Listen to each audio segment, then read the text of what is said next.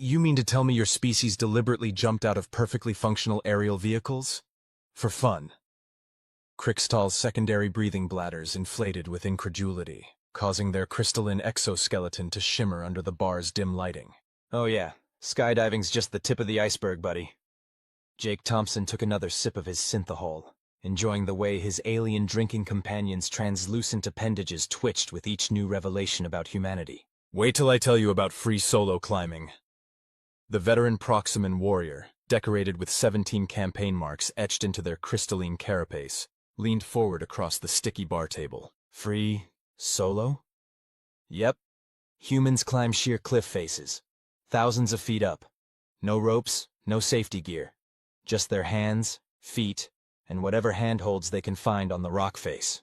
Jake gestured with his hands to mime climbing. One slip and it's game over. This is combat training? Krixtal's vocal resonators wavered between frequencies of confusion and horror. Jake burst out laughing, nearly spitting out his drink. Nah, just another hobby. Though I guess you could say it helps build mental toughness. Speaking of which, ever heard of ultramarathons? The alien warrior's crystalline form clouded slightly, their species equivalent of going pale. I fear to ask, but proceed. Picture this. Humans running, for like 100 miles, sometimes through deserts, sometimes up mountains, sometimes both, often just to see if they can. Jake was really getting into his role as humanity's unofficial ambassador of insanity now. There's this one called the Barkley Marathons where— Stop! Krixtal raised all 4 of their upper appendages in surrender. You jest. This cannot be recreational activity. Even during the siege of Proxima 7, when our supply lines were cut for 3 lunar cycles, we did not undertake such crazy shit? Jake helpfully supplied. Indeed. The alien's crystalline form rippled with what Jake had learned was their version of a shudder. And you say these activities are not even considered particularly extreme by human standards? Oh man, wait till you hear about ice climbing, or cave diving, or wingsuit flying. Actually, you know what's really gonna bake your neural pathways? Let me tell you about this thing called bull running in Spain. Krixtal's secondary breathing bladders began cycling rapidly, their equivalent of hyperventilation. These bulls, they are fearsome predators? Nah, they're basically big cows, herbivores, farm animals. We just release a bunch of them into narrow city streets and then run away from them, for fun and bragging rights. The alien warrior's crystalline form briefly went completely opaque, something Jake had never seen before. When they finally spoke again, their vocal resonators were pitched so high they were almost beyond human hearing.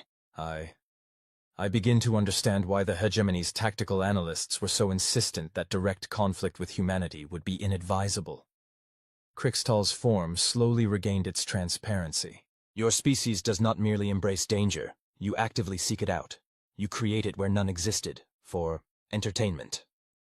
Jake grinned and signaled the bartender for another round. Oh buddy, we're just getting started. Ever heard of something called extreme ironing? I do not know what regular ironing is. Perfect. So imagine taking a wrinkled shirt and a heavy metal board up to some ridiculous location, like underwater, or while skydiving, or hanging off a cliff, and then pressing the wrinkles out of the shirt while you're there. The alien warrior stared at Jake for a long moment before speaking. Your species takes a domestic task, and deliberately makes it lethal? Sometimes, yeah. There's also competitive eating contests, where we— No! Krixtal's form rippled decisively. I require more intoxicants before hearing of additional human recreational activities. Jake laughed and pushed one of the newly arrived drinks toward his alien friend. Fair enough, but wait till I tell you about this sport called cheese rolling, where we chase wheels of cheese down nearly vertical hills. The veteran warrior knocked back their drink in one swift motion, their crystalline form briefly refracting the bar's lights like a disco ball. I begin to suspect that the true reason humanity has never been conquered is not your technological prowess or military might, but rather that any potential invading force would be rendered catatonic trying to comprehend your species' relationship with danger. Could be, Jake cheerfully agreed. Though that doesn't explain why we invented parkour, or zorbing, or volcano boarding, or— Krixtal's form went completely opaque again. The battle-hardened alien warrior, veteran of 17 campaigns, slumped forward onto the bar table with a crystalline tink. Jake looked at his unconscious drinking companion and then at the bartender, who had been listening with increasing amazement. Huh, I didn't even get to tell them about competitive hot pepper eating contests yet. The bartender, a 6-armed centaurian, began polishing a glass with 3 hands while making their species equivalent of a headshake with their eye stalks. You humans are terrifying, you know that? Nah, we're just easily bored and really bad at risk assessment. Jake finished his drink and stood up. Better call Vkr'lak a cab. And maybe don't mention that humans also invented something called rhythmic gymnastics when they wake up. I think that might actually break them. The bartender's eye stalks all swiveled toward Jake. Do I want to know? Probably not. Let's just say it involves throwing yourself through the air while manipulating ribbons, hoops, and clubs with perfect precision, all while maintaining artistic grace and making it look effortless. Jake patted his unconscious alien friend's crystalline shoulder. Also, it's taught to children. The bartender dropped the glass they were polishing with all 6 hands. As Jake headed for the door, he could hear the Centaurian muttering something that sounded suspiciously like a prayer to their ancestral deities. He grinned to himself, deciding not to mention that tomorrow he was planning to go bungee jumping, something that would probably give poor Vkr'lak a complete system shutdown if they ever heard about it. Just another typical night of interstellar cultural exchange, human style. Maybe next time he'd tell them about competitive pizza dough throwing, or roller derby, or that thing where people chase giant wheels of cheese down a hill. On second thought, maybe he'd wait until Vkr'lak's crystalline structure fully recovered from tonight's revelations. After all, they still hadn't heard about humans doing parkour in powered exoskeletons yet. That story usually required at least 3 drinks and a signed liability waiver just to tell. Jake chuckled as he stepped out into the neon-lit street of the spaceport district. Sometimes he wondered if humanity's greatest weapon in the galaxy wasn't their advanced technology or their adaptability, but simply their capacity to make other species question everything they thought they knew about rational behavior. The fact that they did it all with a smile and an enthusiasm that bordered on madness, well, that was just the icing on the cake. Or maybe the cheese wheel rolling down the hill. Either way, it worked.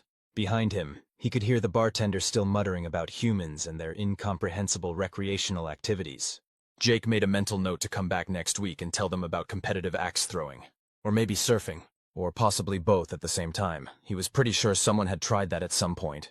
After all, if humanity had proven anything throughout their history, it was that if something could be done, someone would eventually try to do it while adding unnecessary danger and style points. Preferably while filming it for their social media followers. And that, more than anything else, was probably why the galaxy's various species both feared and respected humanity. Not because they were the most advanced, or the strongest, or the most numerous, but because they were the ones crazy enough to look at a mountain and think, I bet I could ski down that while doing a backflip through a ring of fire. The scariest part? They'd probably succeed, and then do it again, but this time blindfolded, just to prove they could. No wonder the hegemony's tactical analysts had recommended against invasion. They'd probably watched some human extreme sports compilations and decided that any species that did that kind of stuff for fun was better left alone. Smart move, really. Very smart move. Part 2. The morning after. The next morning, Jake found himself back at the same bar, this time nursing a cup of strong coffee while watching Vkr'lak attempt to process both their hangover and the previous night's revelations about humanity. So you're telling me, the alien warrior began, their crystalline form still slightly clouded from the previous night's overindulgence, that everything you mentioned was real, not some sort of intoxicant-induced hallucination? Want me to show you some videos? Jake pulled out his comm device, grinning. No! All 4 of Vkr'lak's upper appendages shot up in panic. Then, more composedly. No, I believe you. I simply require time to process. The Centaurian bartender from the previous night, who was now preparing for the day shift, chimed in from behind the counter. They were in here for 2 hours after you left, demanding to know if humans really teach small children to throw themselves through the air while manipulating objects. Rhythmic gymnastics? Jake brightened. Oh man, wait till you see competitive cheerleading. Please, Vkr'lak interrupted, their voice resonators vibrating with genuine distress. No more human childhood activities. I am still attempting to comprehend how your species survives to adulthood. Jake shrugged. Pretty well, actually. We're surprisingly durable. Did you know there was this one guy who survived falling 33,000 feet from an airplane? The alien warrior's form went slightly opaque again. Was this intentional? Nah, that time it was an accident. Though nowadays people do try to break freefall records on purpose. There's this one guy who jumped from the edge of space. From the edge of what? Krixtal's voice hit frequencies that made the bar's glassware vibrate. The Centaurian bartender quickly moved their most expensive bottles to a safer shelf. Yeah, he jumped from about 24 miles up. Had to wear a special pressure suit and everything. Broke the sound barrier on the way down. Pretty cool stuff. Krixtal's crystalline form made a sound like wind chimes in a hurricane. Your species broke the sound barrier without a vehicle? Well, technically Felix was wearing a pressure suit, so I guess that counts as equipment. But there was this other guy who broke the sound barrier on a bicycle. Stop. Krixtal raised an appendage. You cannot break the sound barrier on a primitive pedal-powered conveyance. Not with that attitude! Jake pulled out his comm device again. Here, let me show you. No! This time it was both Krixtal and the bartender who shouted in unison. Jake put his comm away, trying not to look too disappointed. Fine, fine. Though I haven't even told you about the really weird stuff yet. Like competitive dog grooming, where people trim and dye their pet's fur into elaborate sculptures. Or extreme pogo sticking. Or that thing where people dress up in inflatable T-Rex costumes and... I require more coffee, Krixtal announced. Much more coffee. The bartender was already sliding over another cup. On the house. I feel like you're going to need it.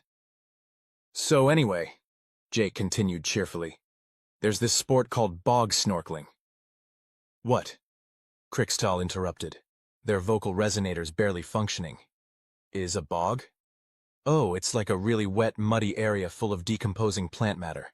Kind of like a swamp, but generally smaller and humans. Snorkel in this? Yep. They put on snorkels and flippers and swim through muddy water. Sometimes they do it in costume. There's this whole championship and everything. The alien warrior stared into their coffee as if hoping to find sanity at the bottom of the cup. Why? Why not? Jake countered. Though if you think that's weird, wait till you hear about competitive wife carrying. Competitive what? It's this sport where you carry your partner through an obstacle course. Originated in Finland. There's actually several different approved carrying positions, including this one called the Estonian carry, where... I begin to suspect, Krixtal interrupted, their form flickering between transparency and opacity, that your species invented these activities specifically to traumatize other sentient races. Jake laughed. Nah, we were doing this stuff long before we met aliens. Though I guess it has turned out to be pretty effective at psychological warfare, hasn't it? The bartender, who had been pretending not to listen, couldn't help but join in. Is it true that humans sometimes jump between moving ground vehicles? Train hopping? Yeah, that's been around for ages. Though nowadays people mostly do it with magnetic levitation trains, which is way trickier because of the electromagnetic fields. You have to time your jump just right or... I believe, Krixtal announced, standing up somewhat unsteadily, that I need to report to my superiors about updating our species' defensive protocols regarding humans. Oh, come on! I haven't even told you about competitive paper airplane throwing yet. Did you know the world record is... But Krixtal was already heading for the door, their crystalline form making small tinkling sounds with each step. Was it something I said? Jake asked the bartender innocently. The Centaurian's eye stalks all swiveled toward him in perfect synchronization. You do this on purpose, don't you? Who, me? Jake grinned and finished his coffee. I'm just sharing my culture. Speaking of which, want to hear about this thing called competitive eating? The bartender quickly found something that needed cleaning at the other end of the bar. Jake smiled to himself as he got up to leave. He hadn't even gotten to tell them about urban skiing, or fire juggling, or that thing where people chase wheels of cheese down hills. Oh well, there was always next time. And he still had that bungee jumping session scheduled for later. Maybe he'd invite Krixtal to watch, after they finished updating those defensive protocols, of course. After all, what was the point of being human if you couldn't occasionally terrify aliens with tales of your species' recreational activities? It was practically a diplomatic service at this point. Plus, he still hadn't told them about competitive hot dog eating contests, or extreme ironing in volcanic craters, or synchronized skydiving. Yeah, definitely saving those for next time. Part 3, The Report. 3 days later, Jake found himself summoned to the Galactic Council's local administrative office. He wasn't particularly worried. Being called in by alien bureaucrats had become something of a regular occurrence since he'd started sharing human cultural information with various species at the spaceport bar. The office itself was predictably sterile, all chrome and clean lines, designed to accommodate various alien physiologies. Behind the massive desk sat not only Krikstal, but also 3 senior members of the Proximan High Command, their crystalline forms refracting light in patterns that indicated their elevated rank. Jake Thompson, the highest-ranked Proximan spoke, their vocal resonators pitched in formal tones. We have questions. About human recreational activities? Jake asked innocently, trying not to smile. Indeed. The senior official's form rippled with what might have been concern. Krikstal has submitted a most disturbing report. I can explain, Jake began, but the official raised an appendage. They claim that humans intentionally pursue activities that increase the probability of personal harm or death, solely for entertainment. Well, when you put it that way, it sounds bad. They also assert, another official cut in, that your species teaches your young to defy gravity while manipulating objects. Rhythmic gymnastics isn't that bad. And, the third official's voice hit a particularly high frequency, that you chase dairy products down near vertical inclines. The cheese rolling thing? That's just a tradition in one part of England. We have reviewed historical records. The first official continued, their form shifting colors rapidly. Your species has been engaging in these activities since before achieving spaceflight, before achieving powered flight, before achieving industrial capability. Yeah, we've always been pretty adventurous. Adventurous? Krikstal finally spoke up, their voice still slightly traumatized. Yesterday I witnessed a video of humans surfing on the shockwaves of active volcanoes. Oh yeah, volcano surfing. That's pretty cool, right? Though personally I prefer regular surfing. Did you know there's this place on Earth called Nazare where people surf waves as tall as— Please, the senior official interrupted. No more examples. Jake tried to look contrite, but couldn't quite manage it. So, am I in trouble? The officials exchanged complex patterns of light through their crystalline forms, their species equivalent of a private conversation. Finally, the senior official spoke again. No, in fact, we have been instructed to offer you a position. A position? As an official cultural liaison between humanity and the Proximan Empire. Jake blinked. You want to pay me to tell aliens about human hobbies? Our tactical analysts believe that a broader understanding of human recreational proclivities will significantly reduce the likelihood of interspecies conflict. Because nobody wants to fight the crazy species that does parkour in powered armor? Precisely. The official's form flickered, though we would appreciate it if you could refrain from showing actual footage. The psychological impact on our warriors has been significant. Jake glanced at Krikstal, who was still slightly clouded. Yeah, I noticed that. Additionally, another official added, we would like you to explain something called competitive eating to our xenobiologists. They are concerned. Oh man, wait till they hear about the Ghost Pepper Challenge. No! All 4 officials shouted in unison, their crystalline forms briefly going opaque. Right, sorry. Jake tried to look serious. So about this liaison position. Full diplomatic credentials, the senior official said. Access to all major Proximan worlds. A substantial stipend. And one absolute condition. Which is? You must never, under any circumstances, attempt to demonstrate any human recreational activities to Proximan citizens. The insurance implications alone. Jake grinned. Deal. Though I should probably mention that there's this thing called extreme ironing that— The meeting ended rather abruptly after that, with all 4 officials rapidly exiting the room while making sounds like wind chimes in a tornado. Only Krikstal remained, their forms still showing signs of stress. You know, they said finally, I've fought in 17 campaigns. I've faced down Arcturian death squads. I once held a position against Centaurian berserkers for 6 standard days. But nothing prepared me for learning about human hobbies. If it makes you feel better, Jake offered. I haven't even told you about underwater hockey yet, or zorbing, or competitive duck herding. Please stop, Krikstal's form flickered. Though, I must ask, what is zorbing? Jake's grin widened. Well, you take this giant plastic ball, right? And then you get inside it and roll down a hill. The sound of a crystalline form hitting the floor echoed through the administrative office, followed by the distant sound of medical emergency alerts. Jake looked down at his unconscious friend and shrugged. Guess I'll save the explanation about parkour fire juggling for another day. As he headed out of the office, passing a team of frantically rushing Proximan medical personnel, Jake couldn't help but wonder what other diplomatic positions might open up once word got around about his new role. After all, there were a lot of alien species in the galaxy who probably needed to learn about humanity's unique approach to recreation. Maybe he'd start with the Arcturians next. He'd heard they were pretty proud of their combat prowess. They'd probably love hearing about this thing humans did called competitive medieval combat sports. Or maybe he'd tell them about free solo climbing first. One step at a time, after all. Diplomatic relations were a lot like extreme sports in that way.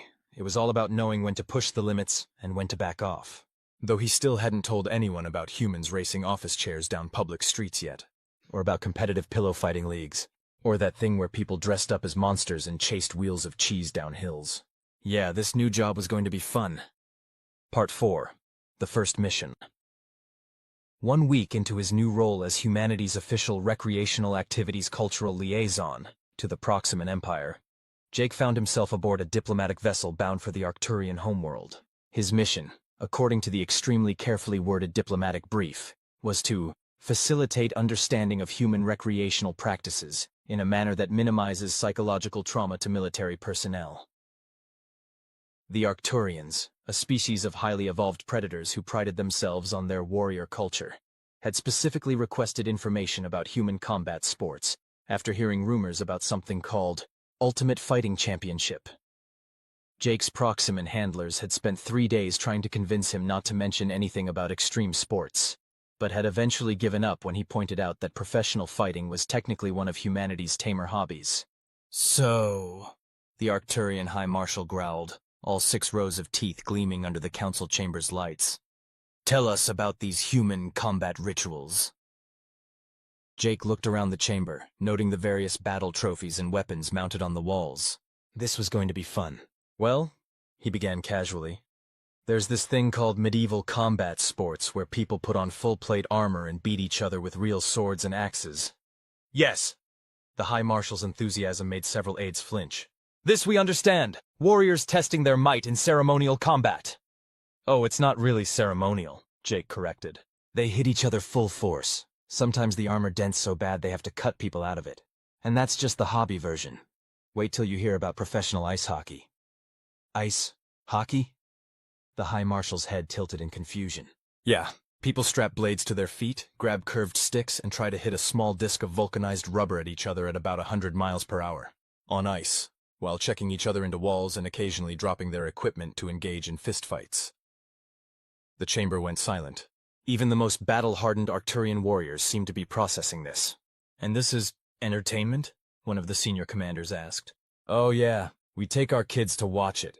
There's this whole tradition where if players get in a fight, they're supposed to throw their gloves down first. It's considered polite. Your young witness ritual combat on ice? The High Marshal's voice held something that might have been respect. Truly, humans are worthy adversaries. That's nothing, Jake grinned. Wait till I tell you about this thing called rugby. It's like regular full-contact sports, except we outlawed most protective equipment because it was making people too reckless. You removed armor? Because it encouraged too much aggression? Another commander's mouth parts clicked in confusion. Well, yeah. When people wore more padding, they started hitting each other harder. So we decided to just go with minimal protection. Makes people think twice about using their face to tackle someone. The High Marshal's translator took several attempts to convey this concept before the alien leader would believe it. And these are not your warriors in training? They finally asked. These are recreational activities? Mostly, yeah. Though I guess you could count something like the Navy SEAL training as more military-focused. That's where we make people do things like swim through freezing water while tied up, or... This is military training? The High Marshal perked up. Oh no, that's just the entrance exam. The actual training is way more intense, though honestly it's pretty mild compared to this thing called CrossFit that civilians do for fun. Civilians? Several Arcturian warriors made their species equivalent of a spit take. Yeah, regular people who just want to stay in shape. They do things like flip giant tractor tires, climb ropes while carrying weights, do hundreds of explosive exercises in a row. Sometimes they compete to see who can do the most intense workout without passing out. The chamber erupted in confused clicking sounds as dozens of Arcturian warriors tried to process this information. But why? The High Marshal finally managed. Why not? Jake shrugged. Though if you think that's weird, wait till I tell you about this thing called parkour. where people treat city architecture like an obstacle course and— Enough! One of the older commanders stood up, all four arms raised. You mean to tell us that your civilians train more intensely than many of our warrior cadets? I mean, kind of. Though most CrossFit enthusiasts would probably say they're just having fun. Now, if you want to talk about intense civilian activities, there's this thing called ultramarathon running in Death Valley. The High Marshal's translator actually shut down at this point, refusing to translate any more until it received a software update. Perhaps, the High Marshal suggested, their voice resonating with what might have been concern. We should adjourn for a nutrition break.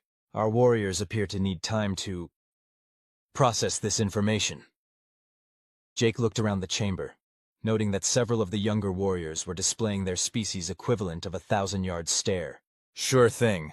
Though over lunch I could tell you about this sport called water polo, where people basically play full-contact handball while simultaneously drowning each— Nutrition break! The High Marshal bellowed, and the chamber emptied with remarkable speed for a species not known for retreating. Left alone in the chamber, Jake pulled out his comm device and made a note to update his diplomatic report. Subject species shows signs of cultural shock when exposed to basic human recreational activities. Recommend gradual introduction to more extreme sports to avoid mass psychological trauma. He paused, then added, Still haven't told them about competitive eating contests or cheese rolling. Saving those for after they've been desensitized by American football and mixed martial arts. Looking around the now empty chamber, with its impressive display of weapons and battle trophies, Jake couldn't help but smile. Here was an entire species that prided itself on its warrior culture, and they were completely unprepared for the concept of humans doing backflips off buildings for fun. You mean to tell me, Ambassador Kustek chittered, their mandibles clicking in what passed for amusement among the Arthropodians, that humanity's seat on the Galactic Council has remained empty for the past 300 cycles because everyone was too afraid to check if we were actually dead? The human diplomat, Sarah Chen, maintained her perfect poker face as she adjusted her collar. The council chambers stretched above them in sweeping curves of crystalline architecture, and the empty seat, Earth's seat, loomed like an accusation. That would be correct, yes. But the quarantine beacons, the warning buoys, the extensive documentation about the virulent plague that supposedly wiped out your entire species. The ambassador's antennae were practically vibrating with indignation. Sarah smiled. It was the kind of smile that made seasoned negotiators reach for their preferred method of chemical sedation. Ah, yes, those. Funny story, actually. You see, humanity had just discovered your surveillance satellites in our solar system, and we were going through a bit of a— what's the diplomatic term? Oh, right, a collective panic attack.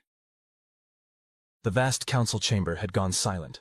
2,000 representatives from across the galaxy were hanging on every word. Sarah could practically taste the mounting horror as the implications began to sink in. We may have slightly overreacted, she continued, examining her manicured nails with studied casualness. You have to understand, we'd just figured out we weren't alone in the universe, and our first indication was finding alien spy equipment. Humanity has a rich cultural tradition of alien invasion stories, and well, we panicked. You panicked. The Arthropodians' translator struggled to convey the flat disbelief in their tone. Sarah nodded cheerfully. So we did what any reasonable species would do. We hacked your surveillance systems, fed them false data about a catastrophic plague, and set up an elaborate quarantine zone complete with very convincing warning beacons. The whole thing took about 6 months of global cooperation, which, let me tell you, is actually the most impressive part of this story. A Vulpid representative in flowing robes stood up from their seat several tiers above. Are you saying that humanity, upon discovering they were being observed by an advanced galactic civilization, responded by successfully fooling the entire galaxy into thinking they had gone extinct? Well, when you put it that way, it sounds a bit silly. Sarah shrugged. We preferred to think of it as a practical application of our planetary defense protocols. Though I have to admit, we didn't expect it to work quite so well, or for quite so long.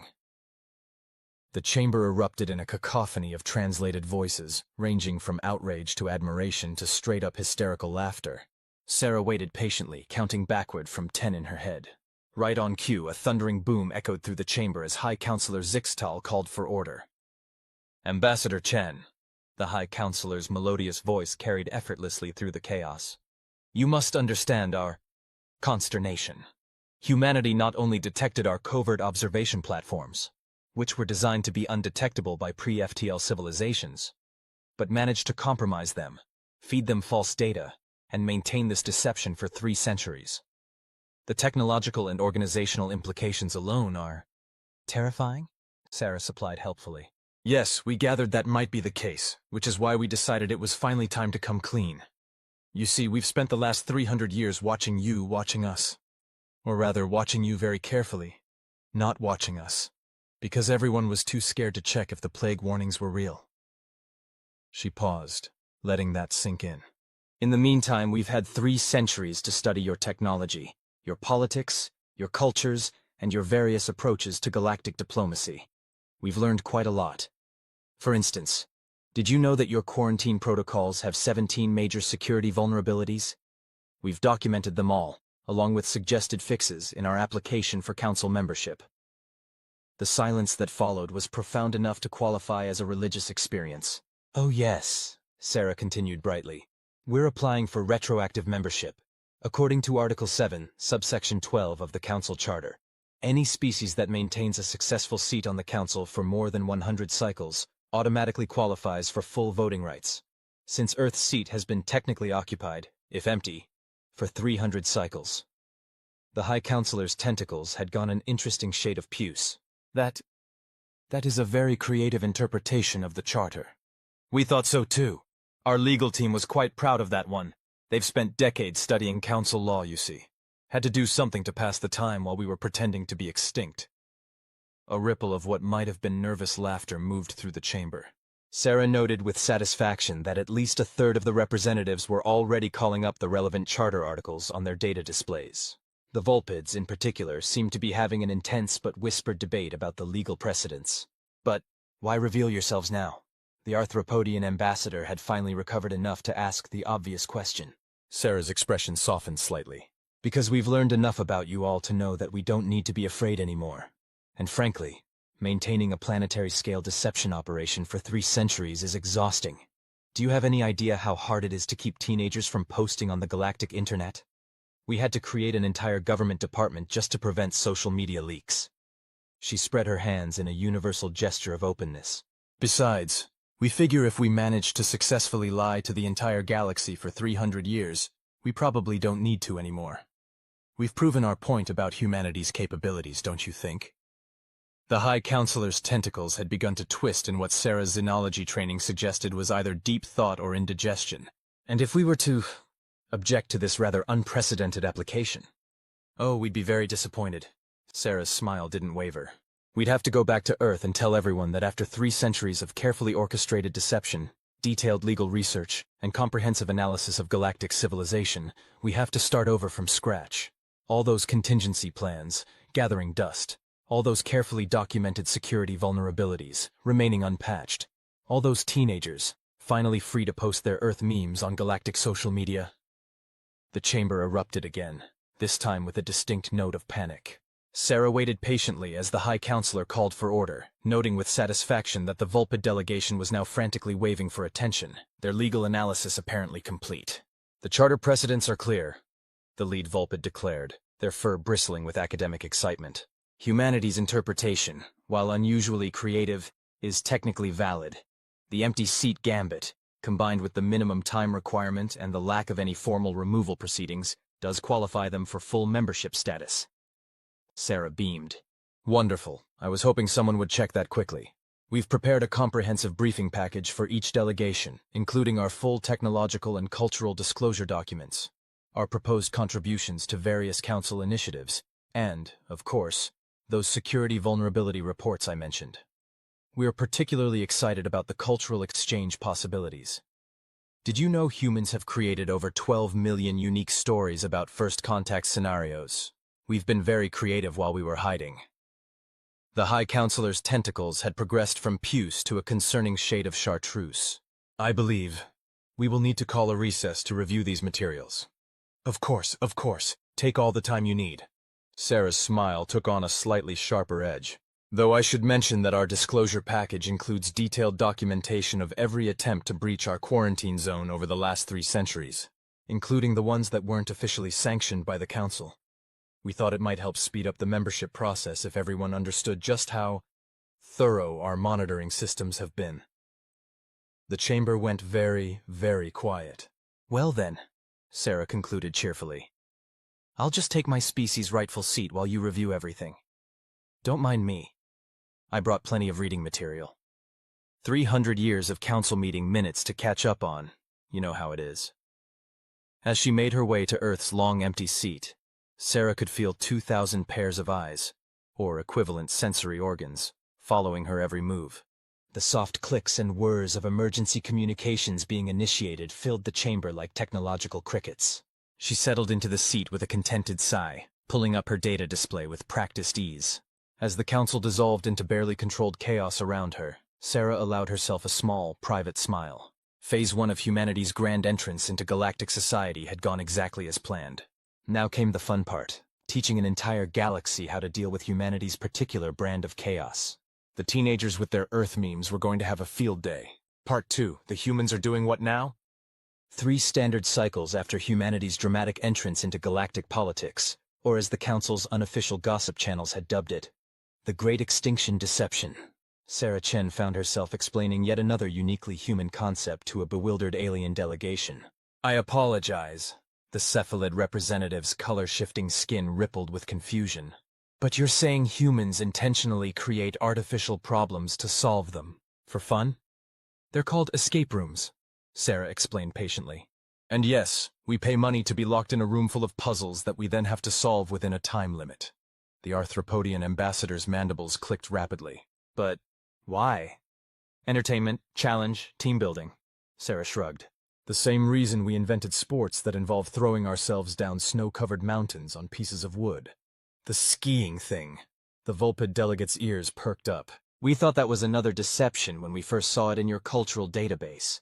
Surely no sapient species would— Oh no, that's completely real, Sarah interrupted, along with bungee jumping, skydiving, and competitive cheese rolling.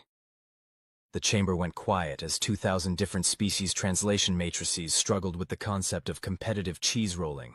Sarah took advantage of the moment to pull up a holographic display. But that's actually relevant to why I called this session, she continued. You see, humanity has a proposal for the Council's security protocols. The High Counselor's tentacles twisted in what Sarah had learned was indeed their species' equivalent of indigestion. Ambassador Chen, while we appreciate humanity's unique perspectives, perhaps we should focus on more pressing matters. Oh, but this is pressing. Sarah's smile had taken on that particular edge that now made veteran council members reach for their anxiety medication. You see, we've spent 3 centuries watching the galaxy's best minds try to breach our quarantine zone. And frankly, we're a bit disappointed. The chamber erupted in predictable outrage. Sarah waited it out, idly flicking through holographic displays of security breach attempts that had been thoroughly documented by Earth's monitoring systems. Each image caused a different delegation to squirm uncomfortably in their seats. The thing is, she continued once the noise had died down, humans have this saying, red team, blue team. It's a security concept. One team tries to break in, the other team tries to keep them out. Both teams learn from each other, and security improves for everyone. Are you offering to help improve council security? The Vulpid representative's ears twitched skeptically. Better, Sarah beamed. We're proposing to create an official council security challenge program. Think of it as a galaxy-wide escape room, but for testing planetary defense systems. The silence that followed was broken only by the sound of the High Counselor's tentacles changing color again. Let me get this straight, the arthropodian ambassador chittered. You want to create an official program where species try to break each other's security, for fun? And prizes, Sarah added cheerfully. We're thinking the winner gets a seat on the Council's Security Committee, which, by the way, could really use some fresh perspectives. Did you know your standard encryption protocols haven't been updated in 12,000 cycles? This is absurd, a crystalline entity chimed from somewhere in the upper tiers. No species would voluntarily expose their defenses to— Earth has already signed up as the first test case, Sarah interrupted. We're offering our quarantine zone as the inaugural challenge. Any species that can successfully breach it within the next cycle gets an automatic seat on the security committee alongside us. The chamber went from shocked silence to barely controlled chaos in approximately 2.3 seconds. Sarah noted with satisfaction that at least a third of the delegations were already pulling up their species' security research budgets.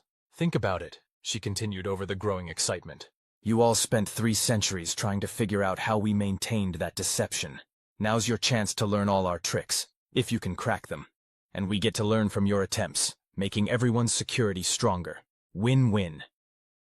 And I suppose, the High Counselor's voice cut through the chaos, that humanity would be happy to consult on improving the security of any species that participates?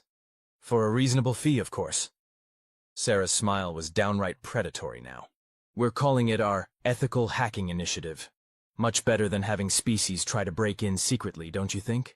This way, everyone learns, everyone improves, and nobody has to pretend they weren't the ones who sent that poorly cloaked probe into Earth's orbit last week. She paused significantly. Isn't that right, honored delegates from the Silicon Collective? A group of crystalline entities in the upper tiers managed to somehow blush in infrared. Plus, Sarah added, pulling up another holographic display, we've designed some really nice trophies. Humans love trophies. Almost as much as we love creating unnecessarily complex security systems and then daring people to break them. The High Counselor's tentacles had achieved a color previously unknown to xenobiologists.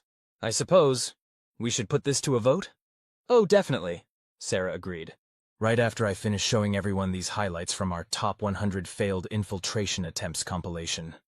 The one with the Pranaxian shapeshifter who forgot about Earth's security cameras is particularly educational. As the chamber descended into a mixture of diplomatic chaos and badly suppressed laughter, Sarah sat back in Earth's no longer empty seat and smiled. Phase 2 of humanity's integration into galactic society was proceeding exactly as planned. Now she just had to figure out how to explain why humans would also pay money to be chased by actors pretending to be zombies. One cultural shock at a time. Part 3. When humans get bored. You did what? Sarah Chen managed to keep her diplomatic smile firmly in place as she faced the High Counselor's rapidly color-shifting tentacles. We may have accidentally started a galactic entertainment revolution. By leaking Earth memes? The Arthropodian ambassador's mandibles were clicking so fast they were practically vibrating. Not exactly leaked, Sarah corrected. More like strategically released, through officially sanctioned channels, with appropriate cultural context annotations. The council chamber's holographic displays were currently filled with what appeared to be cats. Thousands of cats, in various states of smugness, accompanied by text in multiple galactic languages. The High Counselor's display featured a particularly famous feline declaring, "I can has governance." The thing is, Sarah continued, pulling up more displays, we couldn't keep containing Earth's internet culture forever, so we decided to control the release. Sort of like a cultural vaccine. What? The Vulpid representative's ears were twitching uncontrollably. You introduce a small, controlled dose of chaos to build up immunity to the full effect, Sarah explained cheerfully. Otherwise, imagine what would happen if 3 centuries of accumulated human internet culture hit the galactic web all at once. The chamber collectively shuddered at the thought. But we didn't expect quite this level of enthusiasm. Sarah gestured at the displays, which were now showing various alien species attempting to recreate classic Earth meme formats with their own cultural references. The Hive Mind Collective's adaptation of This Is Fine using their third-stage larval forms is particularly inspired. This is a security crisis! A crystalline entity chimed in panic. The galactic information networks are being overwhelmed with cat pictures? Sarah supplied helpfully. Actually, that's just the beginning. Wait until they discover dog videos. And don't even get me started on what happened when the cephalids found out about TikTok dances. As if on cue, one of the displays shifted to show a group of color-shifting cephalopods perfectly recreating a centuries-old Earth dance trend. Their chromatophores flashed in synchronized patterns that somehow made the performance even more hypnotic than the original. The real problem, Sarah continued, her smile taking on that particular edge that now made the entire council reach for their preferred method of chemical calming, is that we've accidentally created a new form of interstellar currency. The High Counselor's tentacles went rigid. You what? Meme trading. Sarah pulled up another display showing complex economic graphs. Turns out when you introduce a finite supply of pre-verified Earth memes into a galaxy full of species who've just discovered internet culture, things get a bit competitive. Are you saying The arthropodian ambassador chittered in disbelief. That authentic Earth memes are now being traded as valuable commodities? Oh yes. The rare pepes are particularly sought after. We've had to create a whole new department just to verify meme authenticity and prevent counterfeiting. Sarah paused thoughtfully. Though I have to admit, some of the fake ancient Egyptian memes the Silicon Collective tried to pass off were impressively well crafted. The chamber erupted in a now familiar mixture of outrage and poorly suppressed fascination. Sarah noted with satisfaction that at least half the delegates were secretly accessing meme trading platforms on their personal devices. But that's not even the best part, she continued once the chaos had died down slightly. Remember our security challenge program? The High Counselor's tentacles twisted in preemptive dread. What about it? Well, some clever species figured out that they could earn exclusive meme trading rights by successfully completing security challenges. So now we have a situation where the galaxy's best cybersecurity experts are competing to crack our systems, in exchange for the right to trade certified rare Earth memes. The silence that followed was broken only by the sound of the Vulpid representative trying very hard not to laugh. You have to admire the efficiency, Sarah added brightly. We're simultaneously stress-testing planetary defense systems, promoting cultural exchange, and creating a new branch of galactic economics. Plus, the memes about failed security breach attempts are absolutely hilarious. Have you seen the one about the Pernaxian shapeshifter and the cat? Ambassador Chen. The High Counselor's voice carried a note of resignation that had become increasingly common in their dealings with humanity. Are you telling me that your species has managed to monetize both your security protocols and your information chaos? Well, when you put it that way, it sounds so calculating. Sarah's smile was pure innocence. We prefer to think of it as promoting galactic unity through shared cultural experiences. Did you know the Hive Mind Collective has started hosting something called Meme Review in their group consciousness? Their collective analysis of historical Earth shitposts is fascinating from an anthropological perspective. She paused to pull up yet another display, this one showing what appeared to be a serious academic conference where various species were earnestly analyzing the cultural significance of something called Doge. Plus, she added, it's doing wonders for diplomatic relations. It's hard to maintain species-based prejudices when you're all laughing at the same jokes, even if some of them need 17 pages of cultural context explanations to make sense. The High Counselor's tentacles had achieved a new color that suggested they were seriously considering early retirement. And I suppose humanity is profiting from all this cultural chaos? Of course, Sarah beamed. We're consulting on meme creation strategies, providing cultural context services, and arbitrating authenticity disputes. The Meme Trading Commission is already one of the most profitable branches of the Council's economy. She gestured at the displays, which were now showing a complex network of meme exchange rates, cultural influence metrics, and something mysteriously labeled stonks.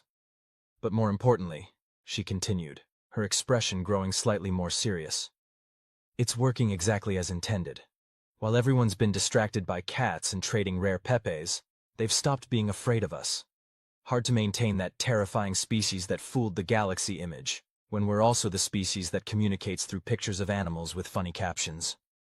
The chamber went quiet as the implications sank in. You planned this, the arthropodian ambassador accused, though their mandibles were clicking in what might have been admiration. Let's just say we had a few contingency plans for our eventual revelation to the galaxy, Sarah admitted. Though I have to say, the meme economy exceeded even our expectations. Turns out the galaxy was ready for a little chaos. Speaking of which, she pulled up one final display, showing what appeared to be preparations for some kind of massive virtual event. Who's ready to learn about something humans call streaming? I hear the cephalids are planning to go live with their first intergalactic Just Dance competition. As the chamber descended into its now customary mixture of panic and excitement, Sarah sat back and smiled. Phase 3 of humanity's integration into galactic society was proceeding better than anyone could have predicted. Now she just had to figure out how to explain why humans would spend real money on digital outfits for their virtual avatars. One cultural revolution at a time. Part 4. The Galaxy Gets a Hobby. Ambassador Chen, the High Counselor's tentacles had achieved a remarkable shade of mauve. Please explain why there are suddenly thousands of requests for Earth plants across the galaxy. Sarah looked up from her datapad with an expression of practiced innocence. Oh, you mean the houseplant trend? Yes, that's been quite popular lately. Did you know the cephalids have developed specialized tentacle sleeves just for gardening? The council chamber's displays were filled with images of various alien species, proudly showing off their collections of Earth flora. A particularly striking image showed a silicon collective crystal matrix, carefully adjusting the grow lights for a tiny succulent garden. But why? The arthropodian ambassador's mandibles twitched in confusion. These plants serve no practical purpose. Oh, but they do, Sarah corrected cheerfully. They're aesthetic, they improve air quality, and most importantly, they give people something to worry about that isn't, the terrifying species that fooled the galaxy for 3 centuries. She pulled up another display showing what appeared to be a galactic social media feed dedicated entirely to plant care advice. Plus, it's wonderful for diplomatic relations. Nothing brings species together quite like collectively panicking over whether they're overwatering their fiddle leaf figs. The Hive Mind Collective has converted an entire asteroid belt into a string of garden habitats, the Vulpid representative noted, ears twitching in what might have been amusement. They're calling it their Plant Parenthood Initiative. Yes, they're particularly fond of Venus flytraps, something about appreciating the solidarity with other collective organisms. Sarah paused thoughtfully, though we did have to explain that the plants aren't actually sentient. Well, mostly not sentient. We're still debating about the mimosas. The chamber buzzed with the now familiar mixture of confusion and fascination that seemed to follow all things human. Sarah took advantage of the moment to pull up more displays. But the really interesting development is how it's affecting galactic architecture, she continued. Have you seen the new cephalid embassy designs? They're incorporating living walls and hanging gardens into their traditional color-shifting structures. The effect is quite stunning. This is more than just a trend, isn't it? The High Counselor's tentacles twisted knowingly. Another one of humanity's strategic cultural releases? Well, Sarah admitted, we may have noticed that species who develop an appreciation for nurturing small, dependent life forms tend to be more empathetic in their diplomatic relations, and possibly less likely to consider aggressive actions against other species. She gestured at a display showing a particularly fearsome warrior race carefully misting a collection of orchids. It's hard to maintain a properly intimidating warrior culture when you're worried about your monstera's root health. You're weaponizing gardening, the arthropodian ambassador accused, though their mandibles were clicking in what was definitely admiration now. Weaponizing is such a strong word, Sarah protested. We prefer promoting interspecies harmony through shared botanical anxiety. Besides, it's having some fascinating unexpected benefits. Did you know the Silicon Collective has developed 17 new types of specialized growing crystals? Apparently, they got really invested in creating the perfect propagation medium. The chamber's displays shifted to show various technological innovations that had emerged from the galactic gardening community. Everything from advanced hydroponic systems to AI-powered plant monitoring devices, all developed by species trying to keep their Earth plants alive. Though we did have to create a new regulatory committee, Sarah added. The Illegal Earth Plant Trading Task Force. Turns out, some species got a bit too enthusiastic about collecting rare specimens. There's currently a black market for variegated monsteras that's worth more than some small planetary systems. Of course there is. The High Counselor's tentacles had achieved a resignation gradient that suggested they weren't even surprised anymore. And I suppose humanity is profiting from this as well? Oh, naturally. We're consulting on plant care, developing specialized equipment, and mediating disputes between competing rare plant collectors. Sarah's smile took on that particular edge that now made the council wonder if they should have stayed in bed that cycle. But more importantly, we're about to launch Phase 2 of the initiative. The chamber collectively held its breath. Tell me, Sarah continued innocently, has anyone here heard of something called cottagecore? The silence that followed was broken by the sound of the Vulpid representative hurriedly accessing Earth's cultural databases. You see, Sarah explained, pulling up yet more displays. Humans have this fascinating tendency to romanticize simple living and traditional crafts, especially when we're stressed about technology.